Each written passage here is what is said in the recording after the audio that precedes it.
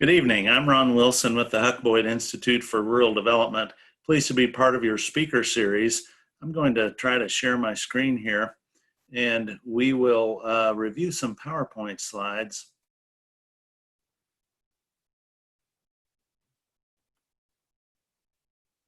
That talk about rural Kansas.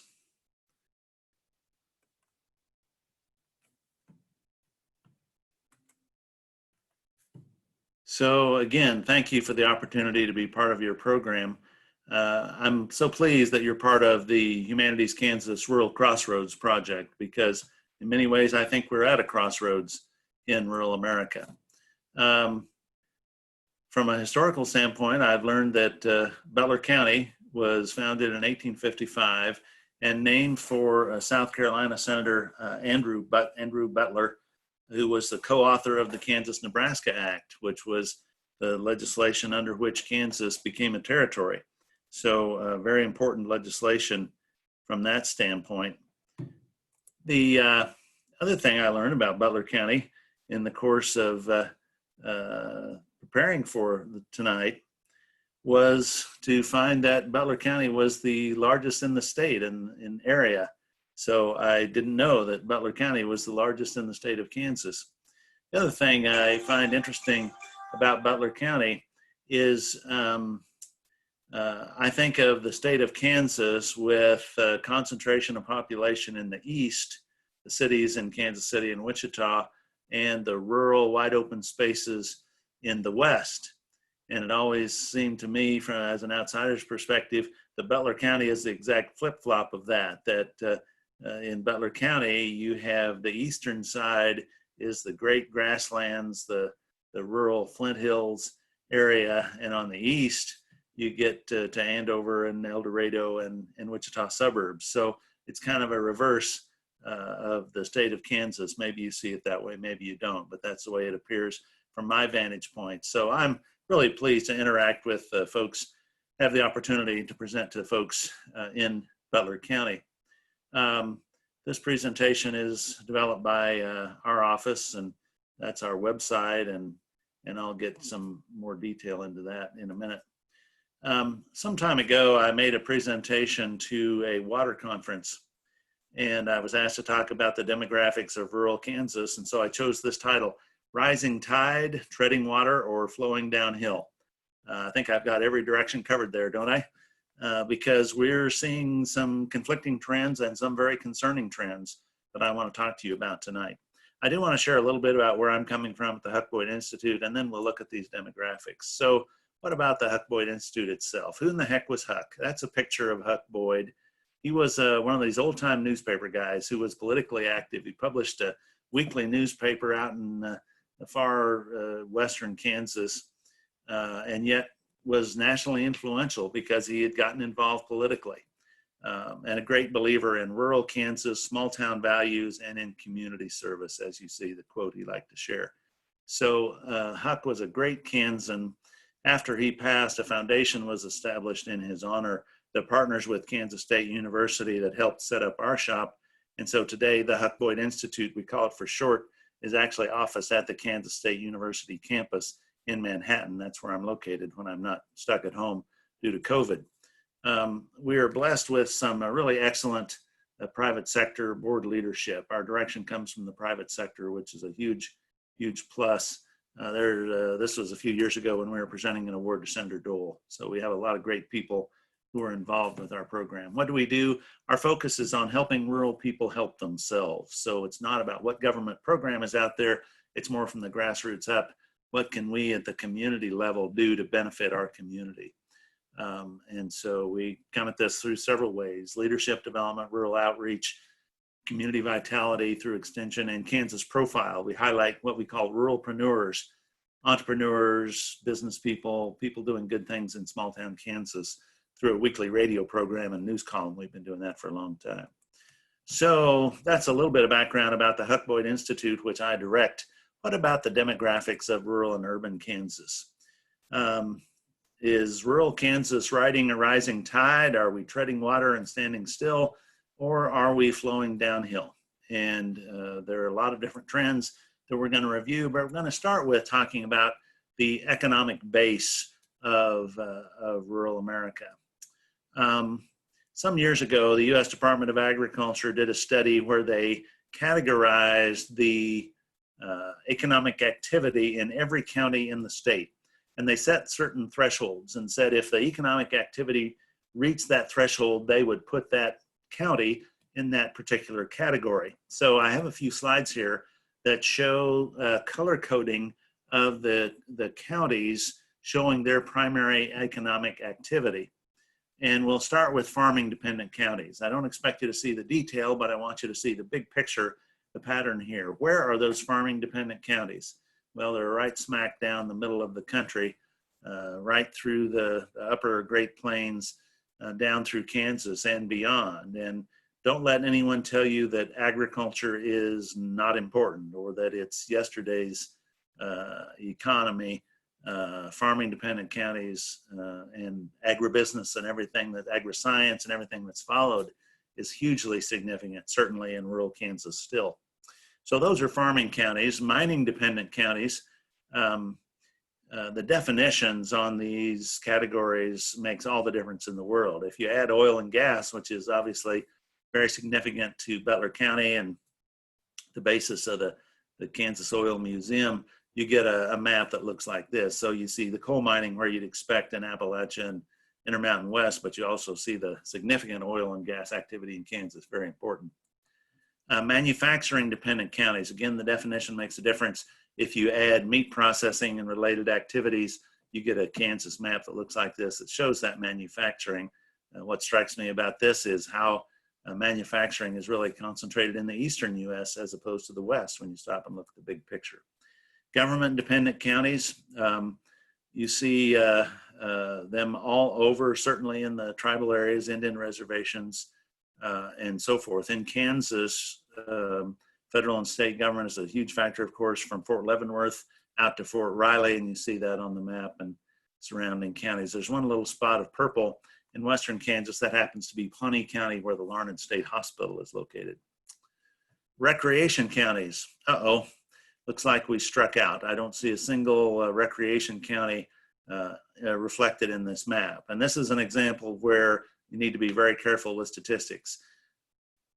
Outdoor recreation, hunting, fishing, boating, our lakes, those are very significant elements of the rural quality of life in Kansas, but they don't trigger enough economic activity. They're not generating the dollars that would trigger the threshold for USDA to put them in this category. So take this one with a grain of salt, in my opinion.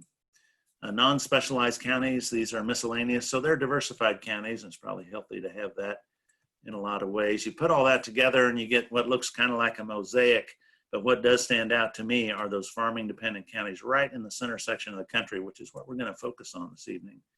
And one more map in this series, and this is where we put a couple of factors together. And ladies and gentlemen, this is a significant concern to me. The counties shown in green, you can see the colors, codes on the scale, but the counties shown in green are the ones where two factors have applied. Number one, these are counties with persistent long-term population loss, And secondly, 1 in every 5 persons or more is of retirement age. So you have long-term population loss, you have that aging population remaining, and that's a recipe for an awful lot of challenges. So let's talk about population. If we look at the population size, the size of the counties by population in the nation, you get a pattern that looks like this. Dark is high, light is low, and where is the light color? Where are the lighter populated counties? Well, they're right down that center section of the country that we've been talking about. When you put that population next to territory, this is what the map looks like. So this is persons per square mile. And again, a big contrast between east and west, with the exception of a few locations such as Denver and Salt Lake City. Big contrast between east and west. And this is the red state, blue state political thing, where the Electoral College makes a difference because there's concentration of votes in certain places but the states still have a role. How has population changed? So let's talk about that. What's the pattern of population change? Well, a few years ago, a private foundation, the MacArthur Foundation, funded a study by a couple of sociologists to look at this, and everything you really need to know you can find in the title of the book which they produced from their study. The book was titled Hollowing Out the Middle. And if you look at our population trends, that's somewhat what we're seeing. This map shows net population loss by county. So you can see the non-metro counties colored in blue or whatever that is, that shows population loss right through the center section of the country, the same one we've been focused on. We are hollowing out the middle of the country, and that concerns me. Let's focus in on Kansas specifically. One of the big issues we see is brain drain. This particular chart is stolen directly from the consultants who were working on the Kansas Framework for Growth, the current economic development strategic plan that is right now being developed. The consultants looked at a lot of data, and this one particular fact caught my eye that they shared. And this shows net migration by, quote, educational attainment. And what this tells us is the higher the bachelor's degree or higher, the more higher degree of education has been attained, the more likely that person is to out-migrate from Kansas. And stop and think about it, it makes sense. You get a master's, you get a PhD. If you're not working at a university, what are your options? Well, there's opportunities with large firms in Chicago and Atlanta and Dallas and New York, Los Angeles. And so our young people, this is even bachelor's degree or higher, tend to be migrating outside of Kansas. In my view, what we need to find are those great jobs so that our best and brightest young people have those opportunities right here at home in Kansas. Let's look at unemployment. The most recent map shows unemployment rates in Wichita and Kansas City, for example. We're seeing unemployment rates 15%, triple what they would have been before the pandemic hit. And yet you look out in far western Kansas and you see unemployment rates at 2% or less. That is crazy to have 2% unemployment. Butler is at 11%, which again is much higher than it was before the pandemic. But in these really rural, remote counties, there's not unemployment. Everybody is working. There just aren't a whole lot of people there. So we talked about population change nationally. Let's focus in on Kansas. And what shows in red are those counties that have had consecutive years of population decline in every one of the census that has been taken every 10 years. And over the last half century plus, those counties in red are the ones that have shown consistent population decline in every decade. And you see that red coming down from the north. I tell people it's that Nebraska influence. That red is seeping down from the north. But all kidding aside, fasten your seatbelts, because this next slide shows what some experts predict population change will be going forward. The good folks at Wichita State have made this projection, those counties which show population decline over the next 30 years, and it is a very challenging picture. As you can see, a vast majority of the counties are projected to have population decline. In fact, 12 counties peaked in population in the 1890 census. I show this slide and people say, that's a typo, right? You meant to say 1980? No, they peaked in population in the 1890 census. Their highest level of population was a century plus ago, and it's been a long slide since then. And you know, you hate to pick out a county, hate to pick on someone, but this is an example. Jewell County in north central Kansas, this is their population trend through the years. They've lost more than 85% of their population since that peak century plus ago. What do we do about that? Do we do anything about it? Do we care? Does it matter? These are pretty fundamental questions, but we see counties that are facing this type of demographic pattern. Kansas Health Foundation supported a study a number of years ago. Great stuff in this study. I'm just going to pick out a couple of things. This shows population change by county in Kansas between 2000 and 2016. Butler County in gold is one of those counties with significant growth, 10% plus. And so that is good to see. Most of the county is kind of most of the counties in the state are in different categories of population loss or some modest gain. But when we take the Hispanic population out of the equation, then we see significant population loss in 2/3 or more of our counties, maybe 3/4. Butler County still shows population gain, but all of Western Kansas is looking at population loss, in some cases, a pretty significant population loss during that period. So the Hispanic population, very, very important element of Kansas. This is another way of illustrating this. During the decade of the 2000s, the 19 metropolitan counties, if we define those as the certain counties, Kansas City, West, and then the counties around Wichita, if we say that those 9 metropolitan counties, we look at their population gain, they added population in an amount equivalent to another overland park.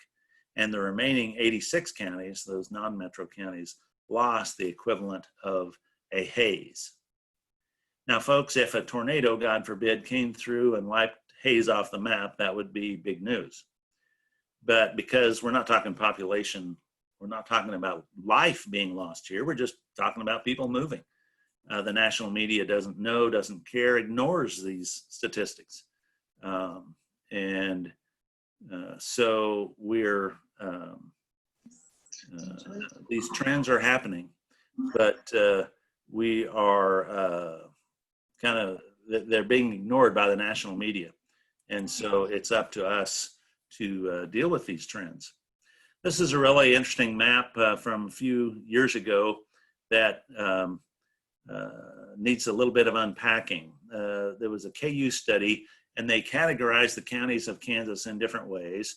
And what shows up in black are the metropolitan counties, including Butler, because of the relationship with Wichita, and other counties around there, and then Kansas City and counties west. So for purposes of this study, they would call those metropolitan counties. Micropolitan counties in this one are the purple counties, the mid-sized counties in the middle of the state.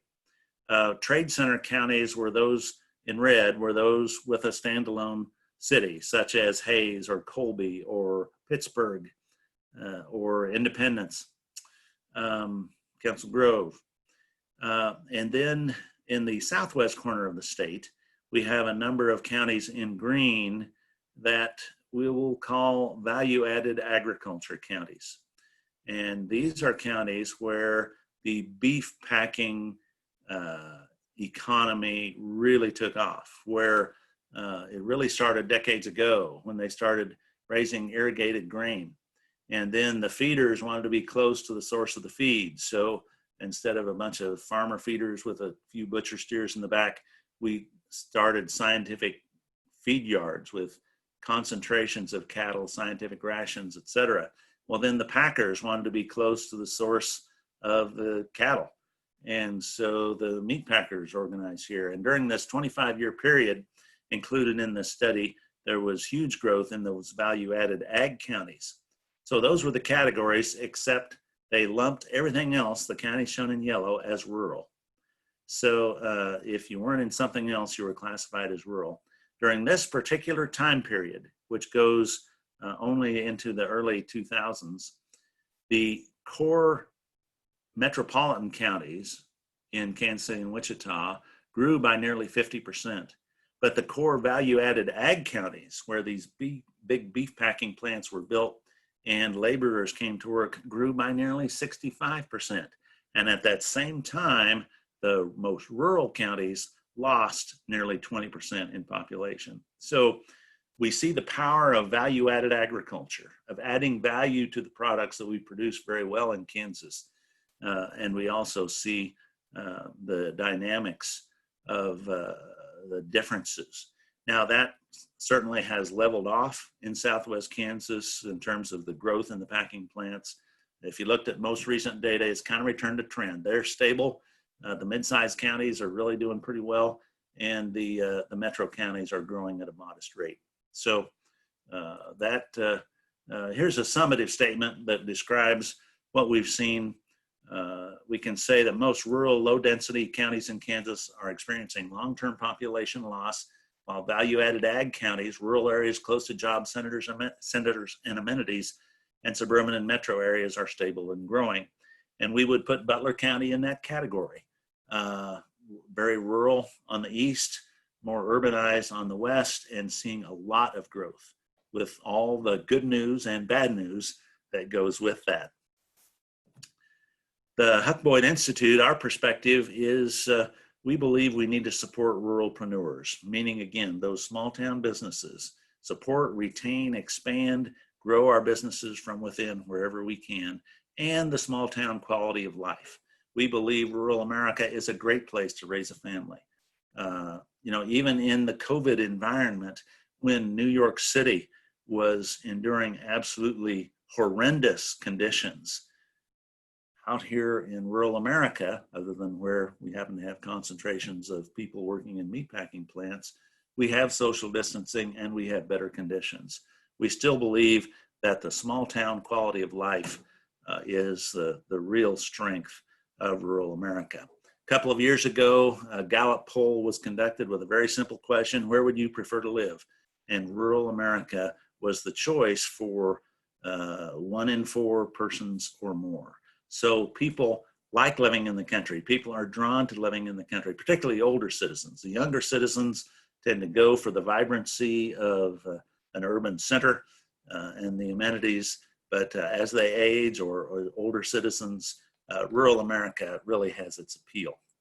So let me finish up by sharing what we think are some rural development principles that the state of Kansas needs to consider. We need to encourage regional grassroots solutions. And there's really 2 pieces there. One is thinking regionally, because in rural America, rural Kansas, we need to achieve that critical mass. And so we need to have those regional solutions. And secondly, we believe they should be grassroots. They should be bottom up. We think it works best in the long run to not have the authority figures imposing their will. We need to encourage those local leaders to find the solutions which fit their particular communities. I talked about value-added agriculture.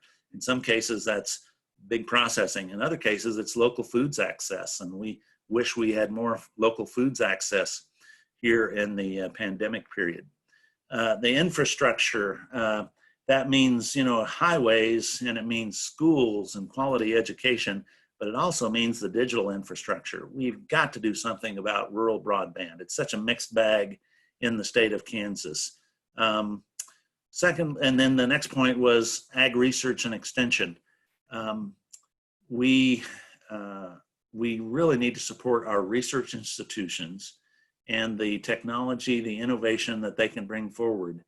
And I tell some of our friends in the federal government, you put your money in a nursing home here or a water system there, and it's good for here and there.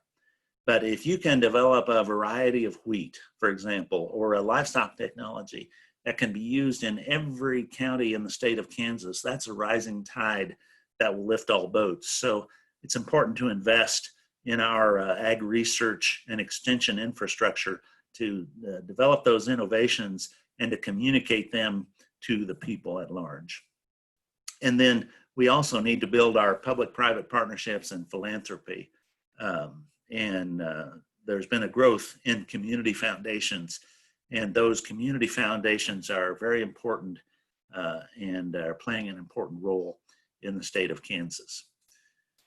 I believe that we are at a crossroads in rural America. We have a lot of concerning trends. In some cases, we have an aging population, and we have issues of brain drain. But we also have outstanding quality of life. We have great places to live and raise a family, to retire, but also to work. Good schools, clean streets, wide open spaces, a lack of pollution and congestion. These are assets that we have in rural America. Let me finish up with a true story that goes back to when the Huck Boyd Institute was first starting. I was stationed just for a couple of months at the Department of Commerce office in Topeka as we were setting up our office at K-State in Manhattan. And so I was stationed at this temporary workstation, this bare bones office desk in a cubicle.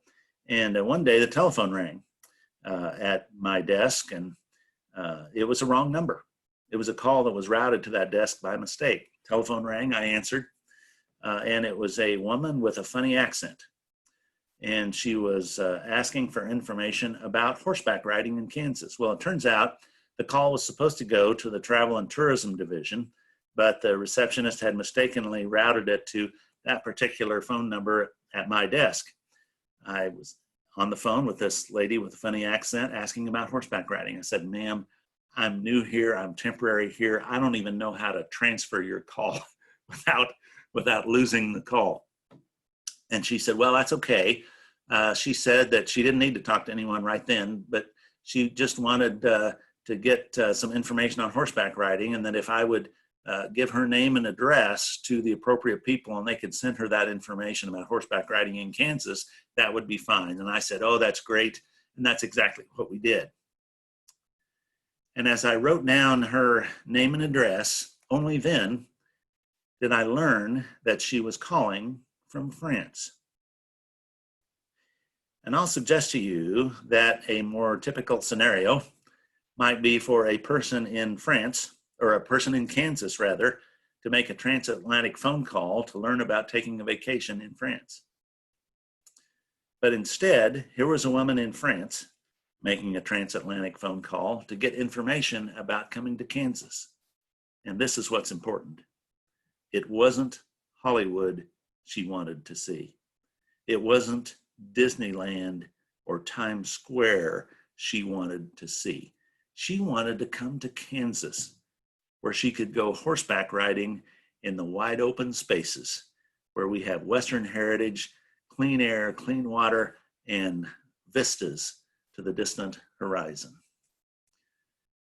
These are the authentic values, the authentic assets that we have in rural Kansas. We have a high quality of life in rural Kansas. I think all too often we take that high quality of life for granted. And so my challenge to all of you is to celebrate, enjoy, and work at making that quality of life better for your friends, your families, your neighbors, and for visitors. And if we do those things, if we work together on a regional basis to enhance our communities and make them better places to live, work, and play, and raise a family, it's good for our current population, and it's good for visitors who may come to join us. And ultimately, it will help strengthen rural Kansas for the future. Thank you very much for the opportunity to be part of your speaker series, and good luck. I wish you well. Thanks.